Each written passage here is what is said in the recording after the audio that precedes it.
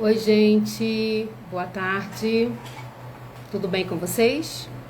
E hoje vamos dar início a mais um capítulo da novela do livro de Celso Sisto,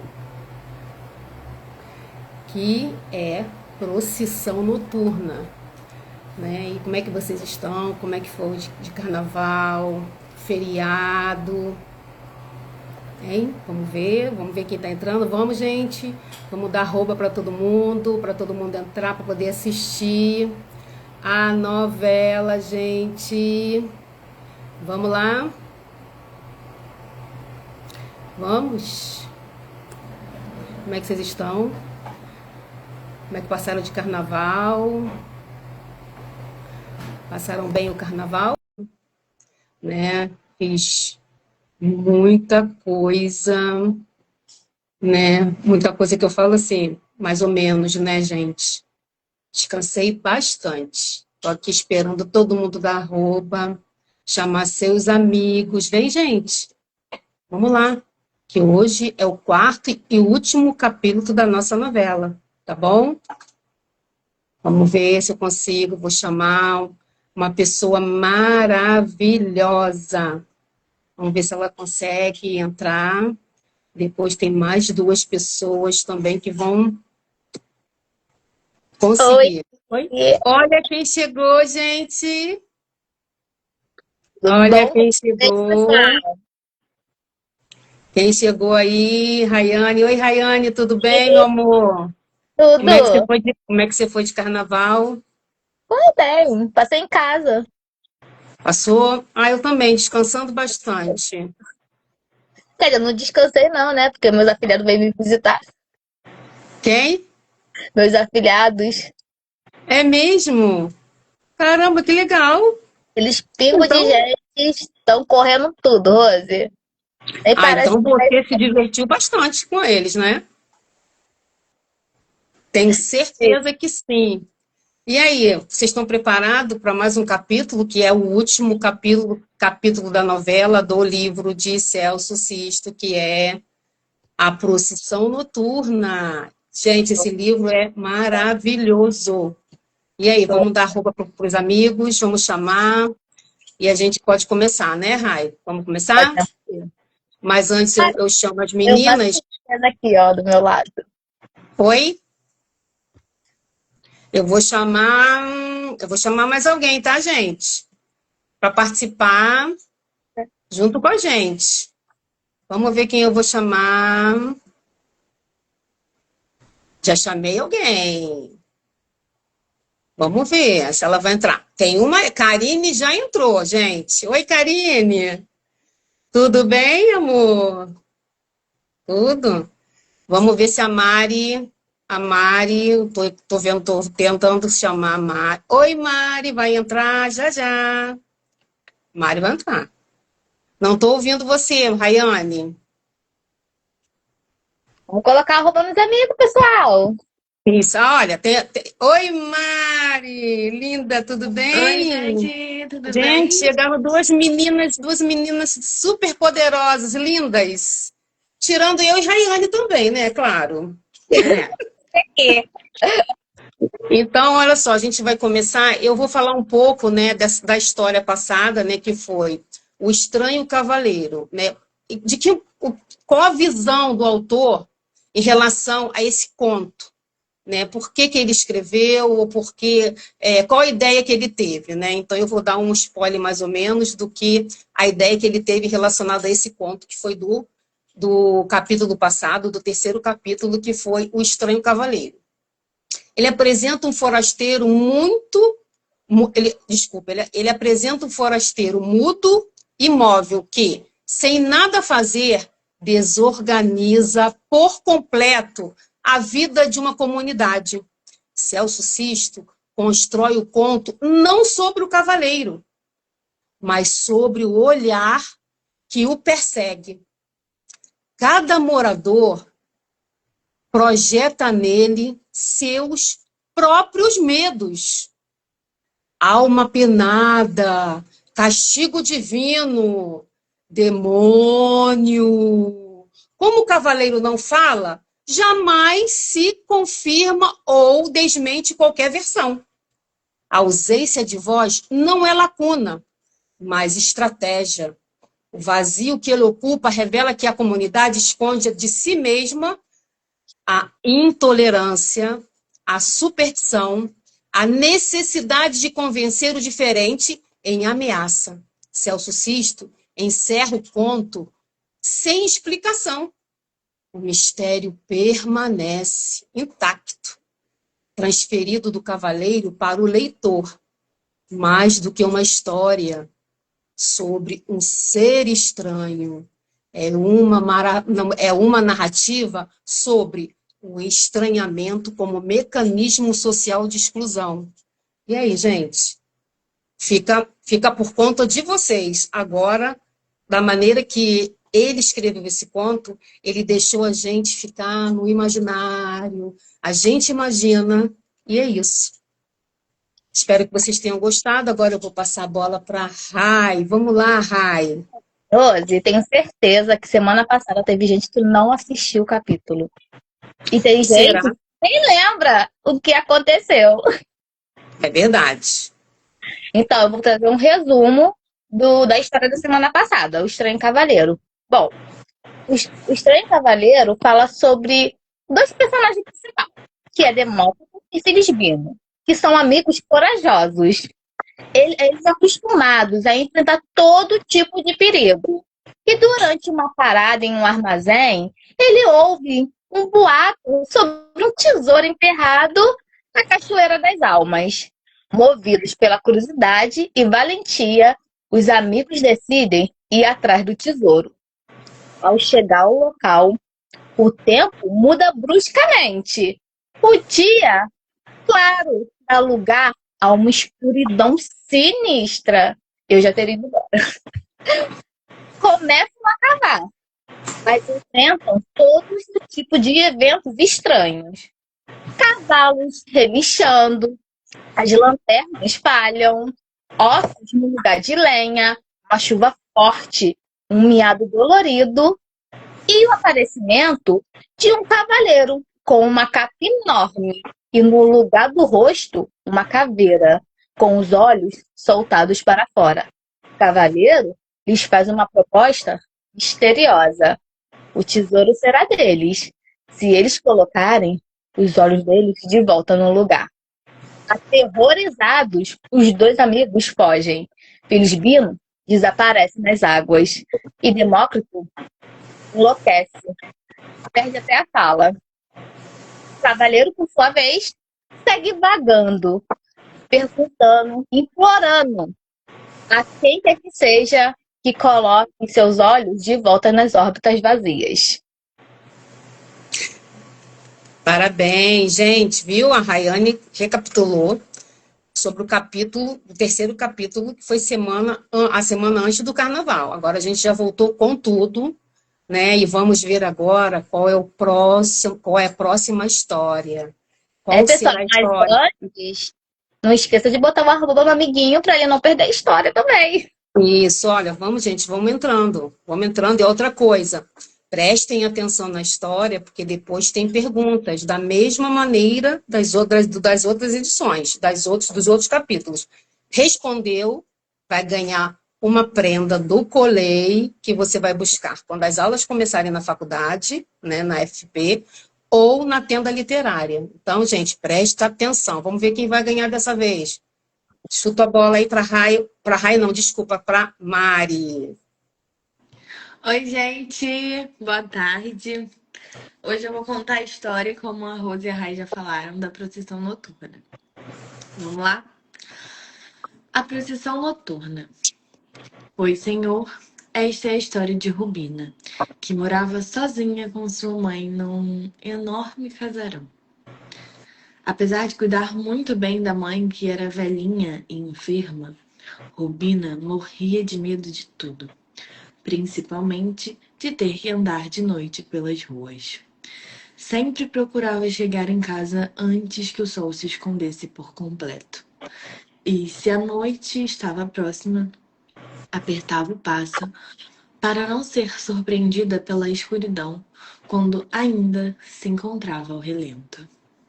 Para garantir que nada de mal lhe aconteceria, sempre que voltava para casa, vinha pelas ruas recitando uma ladainha que aprendera desde pequenina. Kyrie eleison, Christi eleison, Kyrie eleison, Iesu audimus, Iesu exaudimus. Em latim, Senhor, tende piedade de nós. Jesus Cristo, tende piedade de nós. Senhor, tende piedade de nós. Jesus Cristo, ouve-nos. Jesus Cristo, atende-nos. Mas, mesmo sabendo da força das suas palavras, seu medo era grande. Um dia acordou no meio da noite com um grito da mãe: Socorro, que senão eu morro! Socorro, que senão eu morro! A mãe se contorcia de dor nas tripas. Quando a filha se aproximou da cama, lhe disse: Para curar a minha dor, só mesmo o azeite quente da lamparina da igreja. Rubina quase estremeceu de medo. Como sair de casa àquela hora da madrugada? Já ia tentar uma alternativa, uma desculpa, quando foi surpreendida por um grito ainda maior. Socorro! Que senão eu morro! Acode, Rubina, acode! Continuava gritando a pobre velhinha. Não tinha outro jeito. Rubina se enrolou em seu chale negro, abriu a porta da casa e saiu sem pensar em mais nada. As ruas estavam completamente desertas. Não havia uma alma viva perambulando pelas vielas, becos ou arredores. Só o vento passeava por aqui e por ali, atravessando tudo com uma força descomunal. A moça, que quase corria ou era arrastada pelos ares, mal conseguia abrir os olhos. O vento a fazia lacrimejar, chicoteava seu rosto, desgrenhava seus cabelos e a empurrava para a direção contrária para onde ela tinha que ir. Mas ela não parava. Não desistia e não se entregava. Chegou com muito custo ao largo da igreja do Sagrado Coração de Jesus, que estava fechada. A primeira missa seria às 6 horas da manhã e ainda faltavam 4 horas. Ela deu a volta e foi bater na janela que sabia que era do cura. Bateu, chamou, bateu, gritou, bateu, esmurrou e nada. Ou o padre tinha um sono de pedra ou não estava em seu quarto. Rubina deu novamente a volta na igreja e forçou a porta lateral. Para sua surpresa, conseguiu abri-la, mas a escuridão era tão grande que ela mal pôde ver o lugar da lamparina, que, curiosamente, estava apagada. Foi tateando até o altar e conseguiu, com calma, localizar a lâmpada, que ainda estava quente. Provavelmente tinha acabado de se apagar. De certo, haveria por ali alguma corrente de ar. Já na rua, no caminho de volta, descobriu que não podia mais caminhar na velocidade que gostaria. Para não derramar o azeite da lamparina, Rubina teve que diminuir o passo. E dessa vez, o medo voltou em cheio a tomar conta dela. Para se acalmar, pôs-se a recitar aquela ladainha de sempre. Abomine malum, libera-nos Jesus. Abomine peccato, abira tua, abinse dies diaboli, a spiritu fornicationis, a morte perpétua. Em latim, de todo mal livrai-nos, Jesus, de todo pecado, da vossa ira, das cidades do demônio, do espírito da impureza, da morte eterna. E aí ocorreu algo que nunca havia se passado antes. Ela não conseguia completar a reza, pois faltava sempre uma palavra. Por mais que tentava, esquecia-se e nada a fazia lembrar da tal palavra. Tomou aquilo como um mau sinal. Começou a suar frio, mas não desistiu. A neglectus inspirationis taurum, em latim, do desespero das vossas inspirações. Quando já estava se aproximando da sua casa, viu uma claridade no fundo da rua, por onde teria que passar. Ficou desconfiada. Meu Deus, o que será que é? Era, era assim, um bolo de gente, uma aglomeração, uma procissão bem se via. Lembrou-se Rubina que aquele era dia de São João. Deve ter acendido uma vela. Deveria ter acendido uma vela antes de sair de casa pela manhã, mas esqueceu-se por completo. Enfiou a mão na bolsa para segurar entre os dedos a imagem do santo que sempre carregava, mas tinha trocado de bolsa justo naquele dia. Não achou seu amuleto da sorte. Tentou mudar de direção. Dobrou numa ruazinha esquerda para livrar-se daquele caminho e daquela procissão. Mas sabe-se lá como. Lá estava na outra rua também a mesma procissão. Para onde ia Rubina, ia a procissão em sua direção. Rubina sabia que não tinha mais jeito. O negócio era ficar parada e esperar a procissão passar. E, gente, ó, olha o que ela fez, ó. Por isso, ela afastou-se um pouco para o lado, encolheu-se na calçada, baixou a cabeça e causou sua surpresa quando virou o rosto e lá estavam fiéis, ao alcance de suas mãos. Quando os integrantes da procissão começaram a passar por ela, batiam-lhe na cara e diziam: Rubina, anda de dia, que a noite é minha. E lá vinha outra bufetada. Rubina, anda de dia, que a noite é minha. E mais outra. Rubina, anda de dia, que a noite é minha. E mais outra. Só aí Rubina se deu conta de que aquela só poderia ser a procissão dos mortos. E começou a reparar direito, apesar da dor e das lágrimas. Viu que carregavam velas acesas. Viu que faziam soar campainhas. E deixavam no ar um cheiro de palha queimada. Não havia mais dúvida. Ela, então, desesperadamente, começou a procurar para ver se encontrava algum conhecido entre o grupo. E foi reconhecendo o homem da padaria, que tinha morrido quando ela era pequena, o motorista do ônibus que ela pegava todos os dias, a professora da escola primária, todos mortos, mas nenhum parente seu. A procissão já estava chegando ao fim. Quando já ia passar a última fileira, Rubina ganhou uma vela de presente de um desconhecido. Toma, guarde-a para mim. Logo venho buscar a vela. Rubina soube então que aquele era o aviso de que em breve viriam buscá-la, que seu fim estava próximo. Isso ela já sabia, de tanto que ouviu o povo falar. Rubina já ia se ajoelhando com o peso do medo, da tristeza e da falta de sorte, ali mesmo, na calçada fria. Já tinha perdido as esperanças, já estava voltando as costas para o grupo, completamente tonta, quando tocaram-na de leve. Ela finalmente se virou inteira, pronta para reclamar, quando se deu de cara com o seu padrinho. Não me reconhece, Rubina? Sou eu, a Billy, seu padrinho, lembra? Rubina tremia tanto que não conseguiu abrir a boca ou dizer uma palavra sequer.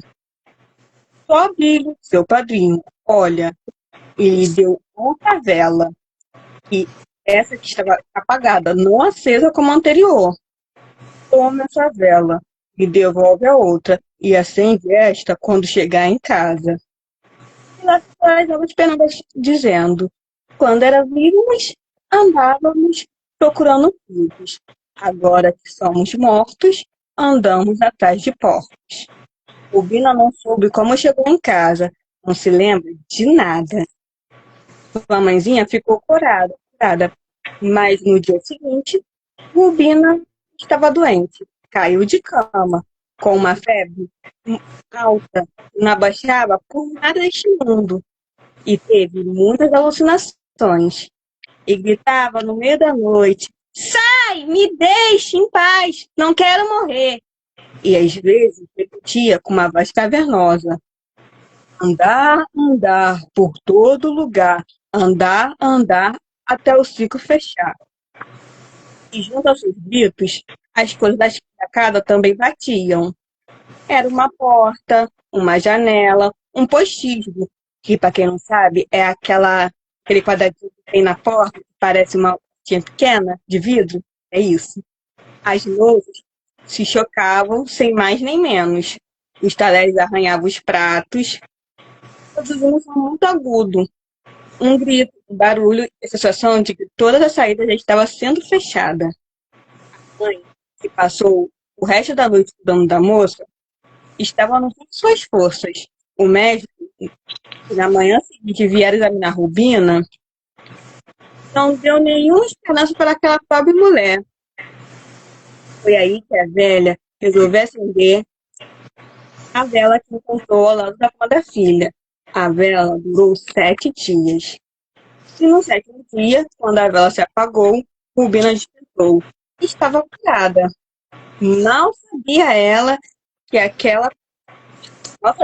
começaria a viver os últimos dias de vida da sua mãe. Mas agora ela já estava preparada. E talvez não tivesse nenhum medo quando o carro da morte, vindo pelos ares, parasse na porta de sua casa para recolher a alma do próximo passageiro, dizendo: Sai, mulher, que aqui fora lhe procuram. Cara, gente, sim. Parabéns, meninas. Vocês, como sempre, arrasam, né? Mariana, a Karine, né? Uma interpretação assim muito legal, uma interpretação maravilhosa. E parabéns, tá, meninas? Vocês arrasam sempre. O Colei arrasa sempre, gente. Sim, arrasou. Cara, você falou no latim, Mari. Olha, Nossa. Depois você me ensina, tá, Mari, seu latim. Eu falei pra Karine que eu ia botar no Google Tradutor. Eu fiquei a semana toda escutando o Google Tradutor aqui. Latim, latim. Mas arrasou, parabéns. Vai você, Rayane. então, pessoal, o autor traz um pouquinho sobre por que ele escreveu essa história, né? Ele diz que a profissão noturna também é muito conhecida, principalmente quando se fala de histórias de alma-penadas. O autor fala que ele sempre viu essas coletâneas, principalmente em pontos mineiros, até que fez uma viagem de negócios para a Espanha a trabalho. E como foi a surpresa dele ao encontrar naquela região espanhola uma variante da mesma história que ele conhecia. Ele juntou tudo, a memória, as outras versões, e escreveu a sua própria. E foi assim que foi criada a história, A Procissão das Almas. Parabéns, parabéns, Rayane, pelo resumo. Né? E agora a gente vai ter uma surpresinha, aquela surpresinha, né, das perguntas, né? E assim, eu vou fazer uma pergunta e vou aguardar, que eu tenho certeza que quem está aqui prestou atenção. Porque as meninas leram assim maravilhosamente bem, pausadamente, com tranquilidade, e tenho certeza que todo mundo prestou atenção. Então a primeira pergunta é: o que Rubina fazia para se proteger do medo da noite? Quem sabe? Alguém sabe? Nossa, gente, isso aí acabei de dar spoiler. Uhum. O que Rubina fazia para proteger do medo da noite? Ela fazia o quê? Ela acabou de elogiar a Mari, gente, que a Mari, ó, fez com maestria. O que é, gente? Que pena que a gente não pode participar, porque essa é muito fácil. Gente, está a semana toda reclamando. Eu não vou poder participar hoje. O que a Mari fez, gente? Mais ou menos em latim. Vamos supor assim, estou dando spoilerzinho para ver se alguém consegue acertar. Ela fez o quê? Eu acho que é o que todo mundo faz quando tá com medo. Uhum. Ninguém?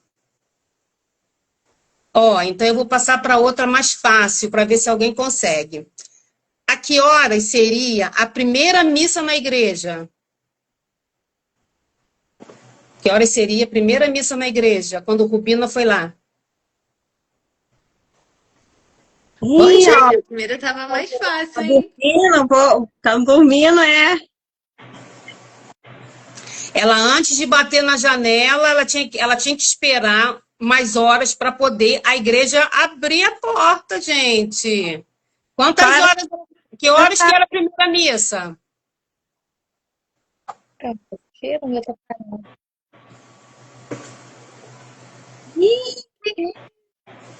Vocês estão conseguindo ver o tocado? Ninguém, ninguém vai chutar essa, gente. Quantas horas? Que horas que era a primeira missa? Vou dar assim, tipo uma múltipla escolha. 4 horas? 5 horas? 6 horas? Qual das três vocês acham? Ih, qual será a hora, hein? Que horas seria a primeira missa da igreja? Tem gente aí? Vambora, gente. Não? Pessoal, cadê vocês? Ninguém quer ganhar o livro, gente. Ninguém. Poxa. Ih, tá todo mundo dormindo. Aí, ó, Não. ó, 4 horas.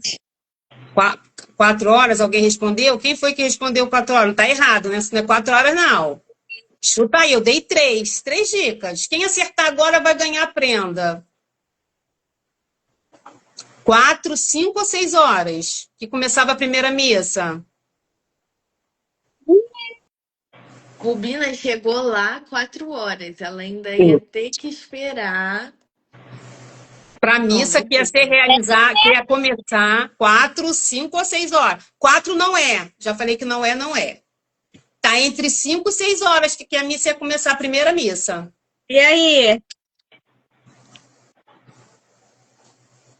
Quem chutou 4 pode chutar outra, gente. Chuta 5 ou 6, para ver se a gente vai acertar. Alguém vai acertar.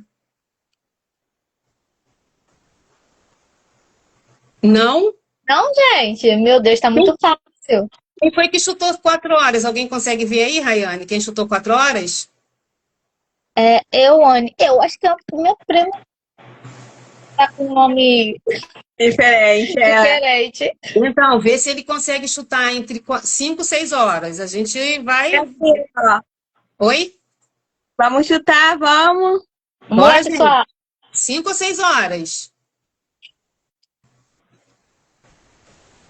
Vou terminar, hein? 5 ou 6 horas.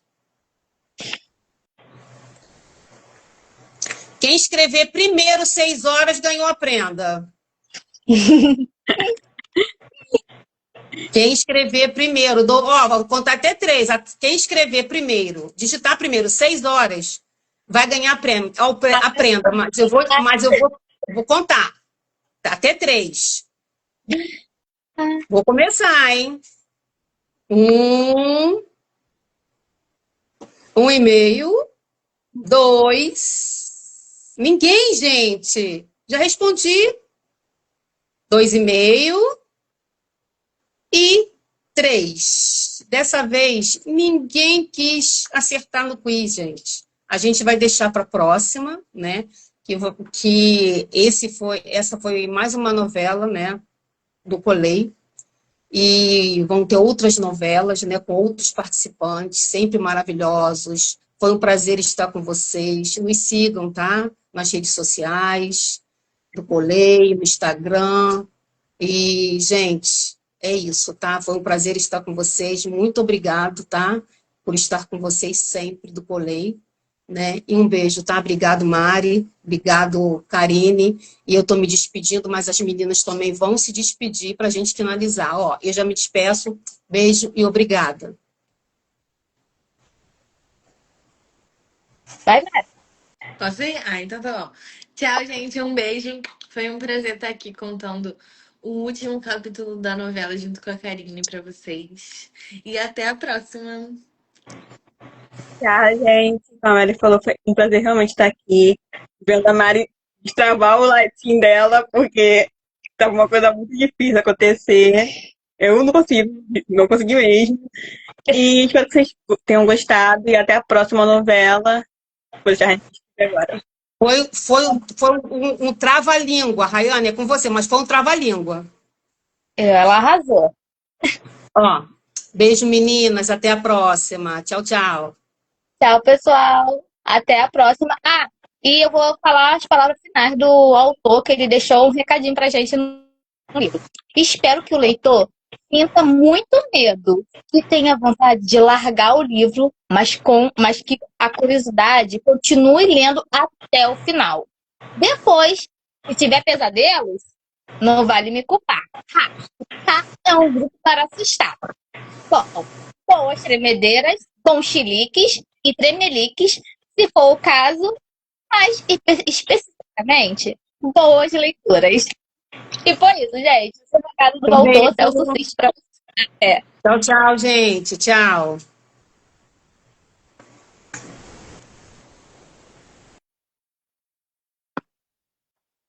Legal.